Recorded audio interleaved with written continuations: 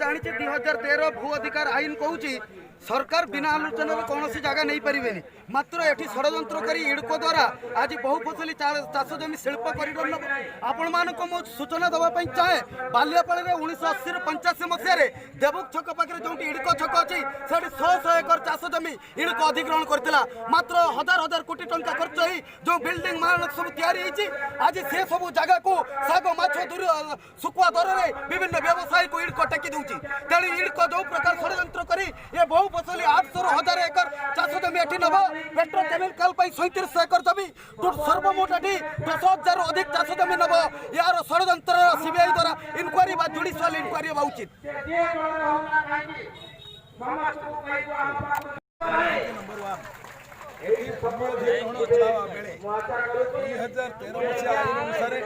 ये भूमि उपरे कौन करेंगे कौ शिल्प बा कौ बंदर बा कौन करेंगे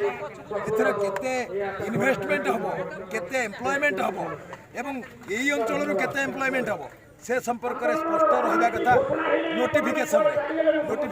उल्लेख कराई ता छड़ा एठी जो शिल्प करेंगे बोली कहते एठी गोटे एकर जमी वर्ष को से चाषीटा को सर्वनिम्न 7 लाख 7.5 लाख टंका रोजगार दूसरी सरकार एठी जो शिल्पायन ना लोक को हटेबे वर्ष को 7 लाख 7.5 लाख टंकार रोजगार विकल्प पंथा दे पारे कि सरकार जदि दे न पारे सरकार ए आंगुली ए जमी ऊपर को आंगुली टेकिबा बा लोभ करबा तांकर नैतिक अधिकार नहीं तेणु सरकार जते शीघ्र संभव निष्पत्ति परिवर्तन करूँ ये घन जनबसती अंचल कौन प्रकार बंदर हो शिल्प हो जहाँ योजन घोषणा करना ये कथा जनबसती ना अंचल फांका जगार वेस्टलैंड रे वेटलैंड रे शिल्प करते मना ना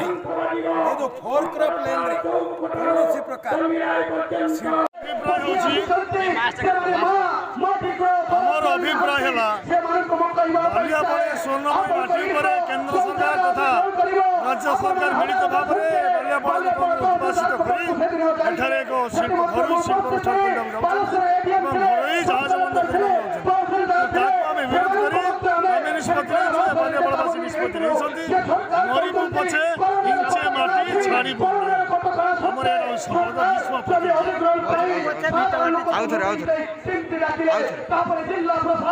आमर गोटे आह्वान रोचे आम हूँ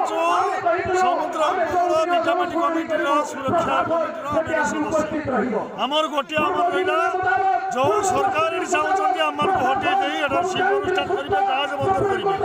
कौन प्रकार करदेबू ना आम विश्व आम मरबू पछे इंचे माटी छाड़बू जीवन शेष रक्त पर्यंत आम संग्राम जारी रही।